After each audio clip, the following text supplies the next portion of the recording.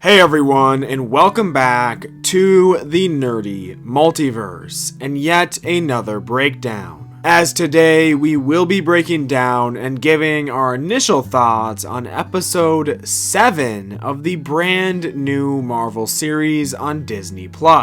Of course being Daredevil Born Again. Seeing the return of all of our favorite characters from the original series that was on Netflix, and now mixing it into the MCU with a brand new storyline, while still keeping the same dark tones as its predecessor. Anyways though, this episode, being the 7th, is titled Art for Art's Sake. And this episode begins as Wilson Fisk, Buck, and Daniel discuss the Muse situation and his terror over the city, as they also talk about Angela Del Toro's escape from the crazed killer, and how Daredevil was the one who saved her. And as I have mentioned in my other breakdowns, Angela Del Toro is one of the characters that does go on to take on the mantle of the White Tiger in the comics. Anyways though, hearing about Daredevil's return really hits Fisk, and you can just tell by his immediate reaction to hearing that he is back. Their rivalry is about to heat right back up.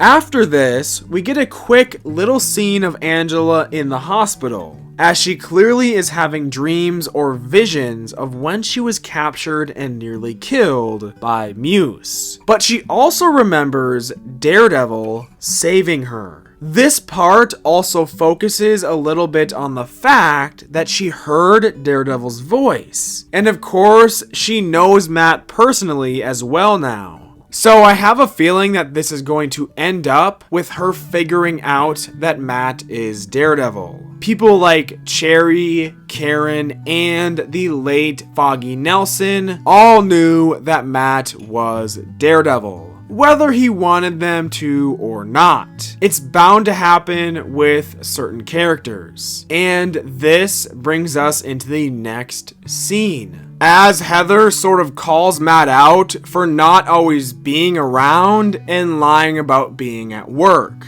and then coming home with bruises and cuts. He tries to say that he sleepwalks, but that is obviously not true. He had a whole other life before he met Heather, as he says. Now, I also have a feeling that Heather may end up figuring out that he is Daredevil as well. After heading into work, Cherry and Matt meet in the conference room, where Cherry calls Matt out for suiting back up and going after Muse, even though he found him faster than the police did. Cherry is still upset because Matt suited back up after he promised not to. Matt requests Cherry to use his resources and contacts to find out where Muse will strike next, as he will likely be going into survival mode now. But Cherry refuses. Now, I know that I cannot be the only one who does not like Cherry, right? We then see Fisk and Buck meeting once again, as they discuss the return of Daredevil once more. Fisk recalls what Daredevil did to him and how he single-handedly took down his 10-year-long operation and quote-unquote unjustly got him thrown into prison and sentenced, which I believe is the first and only time that they have actually mentioned Kingpin's sentencing in the new series. We then head back to Angela in the hospital, as Matt is there visiting her now and questioning her on what she remembers about Muse and his lair.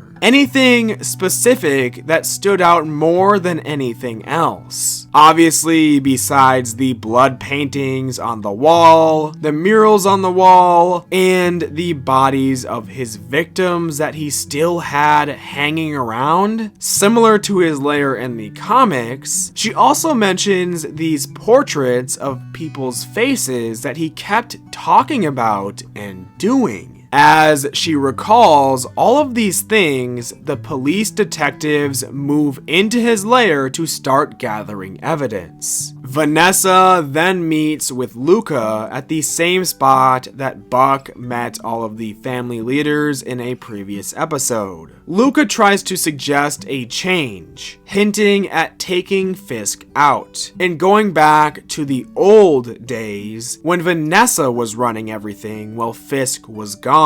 And Vanessa asks Luca if he is asking permission from her or asking for her help. Heather then meets with her client named Bastion, who was the same guy that asked for her help when she had the book signing a few episodes back. Now, while they talk about things, the detective meets with Fisk and says that this Bastion character is actually their top suspect for being Muse. He is one of the only people who have bought this special canvas in the city, and his costume is made of it. He also has had a troubled past, to say the least. She also mentions that he trained in Taekwondo, which makes sense as he was able to fight Daredevil for some time. But after some time, the teacher's body was discovered and there was no investigation done for it. So clearly, Bastion killed him, and that may have been his first ever kill. As we head back into focusing more on his meeting with Heather, which apparently is not his first, it's one of many, which I do believe would have been nice to see more of, as we kind of just head right into the sequence of him being a frequent client of hers, and then him snapping and turning it into his last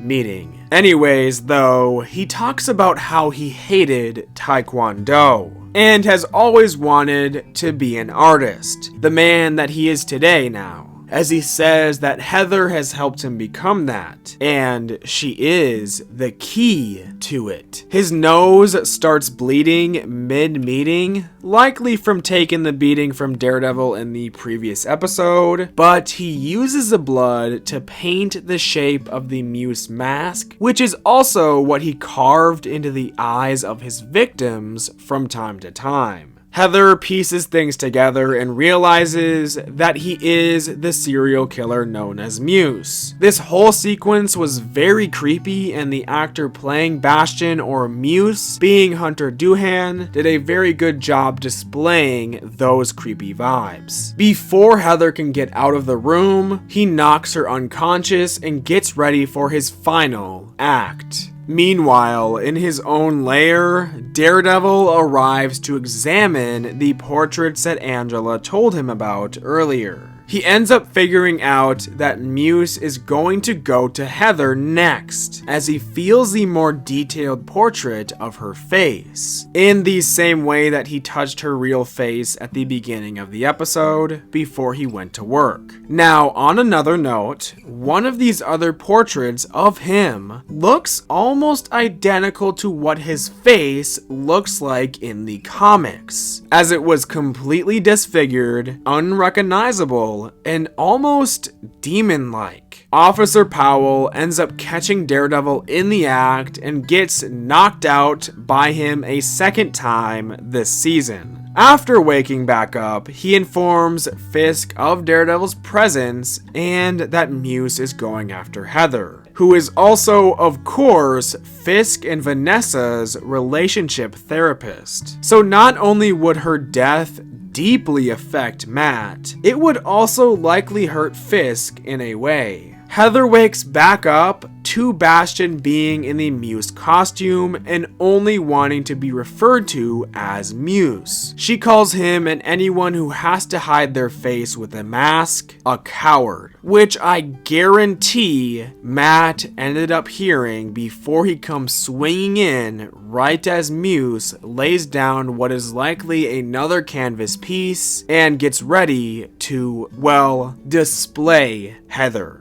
Muse and Daredevil go at it one final time, and we even see Daredevil go to more drastic measures than usual, as he uses the grappling hook on his batons to impale and pull Muse around the room, staining the canvas on the floor with his blood. And as he knocks him right in front of Heather, she uses the gun that Muse brought to unload the entire clip into Muse, killing him just like that, as his body lays on the canvas piece that he had brought for Heather. The killer who used his victims as art ends up dying on a canvas. Very poetic. Before Kingpin's anti-vigilante task force breach the room, Daredevil is able to patch Heather up enough for her to safely be taken to the hospital. Kingpin arrives a bit later to view the scene and Muse's body. Officer Cole North informs him that Muse was already dead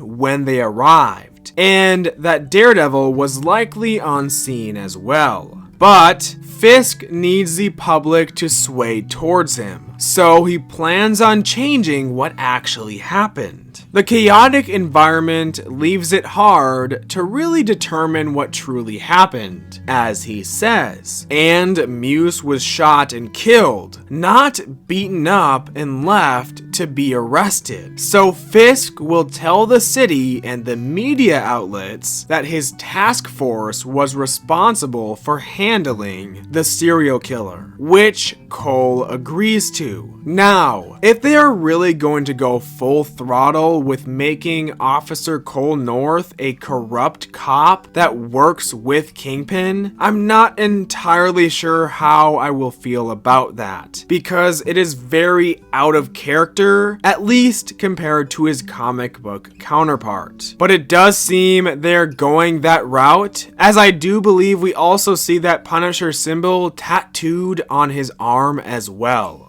Daniel then meets with BB Urich and actually threatens her, as he says that she needs to switch the story that she posted about what happened to Muse. She reported the truth, which is that Daredevil fought him, but she needs to report what is in Wilson's best interest, and that is that his task force took out the serial killer. This is a pretty parallel moment to how Fisk and Ben Urich, BB's uncle, worked in the original series. We then see Heather wake up in the hospital as Matt is there with her. She feels grief for having to put Muse down, but she truly had no choice. He was going to kill her, and Matt assures her that she had no choice as well, and he knows that because he knows her, although he also knows because he was secretly there. She then recalls the fact that Daredevil was there and actually said her name. Again, just like the whole Angela situation, I do believe that there is a chance that Heather also ends up figuring it out because of voice recognition. Fisk displays Muse's mask to the public with his anti-vigilante task force, now with official uniforms, standing by his side. After this, we see Vanessa text Luca the address to where Fisk is right now, as she tells him that Fisk is alone. Now, Vanessa has actually tried to have Fisk killed in the comics a few times. She has even shot him herself. But in this case, I do not believe she is truly trying to get him taken out. I guarantee that she actually told Fisk about what was happening. It's just too convenient and honestly obvious. I would be surprised if she actually was trying to get him killed here. Anyways though, Luca pulls up to the restaurant as Fisk enjoys his meal, seemingly all alone, with his back turned to the place's entrance. But as Luca pulls his gun out, he is immediately taken out by Buck, who is hiding in the shadows. A very cool scene, and honestly I have been waiting to see Buck, aka Bullet get into some action. As Buck prepares to clean up Luca's mess, Fisk tells him to call Vanessa and ask her if she wants any food brought back home from the restaurant, which is where this episode ends off. And overall, I thought that this was another good episode. I do, however, believe that this one was one of, if not the weakest episode this season. I do think that if Bastion was the real Muse, and if Muse is truly dead, it was done a bit too fast. Now, I was never expecting him to be the full-fledged main villain, but still it would have been nice to see more of him, especially when it comes to development. The action in the episode was absolutely great, and so was the tension. Fisk is rising back up and Daredevil is officially back, so things are definitely going to go crazy these last 2 episodes this season. There were a couple of things that I didn't really like in this one, but I still enjoyed it in the end, and I believe I would give this episode a 7.5 out of 10. But yeah, that about does it for this episode, from me at least. But of course, I would like to hear your thoughts on it as well, so make sure to leave them down below. Anyways though, thank you all for watching. If you enjoyed our breakdown and review on this episode, feel free to give it a like. And with that being said, we will see you all the next time that we go through and explore the nerdy multiverse.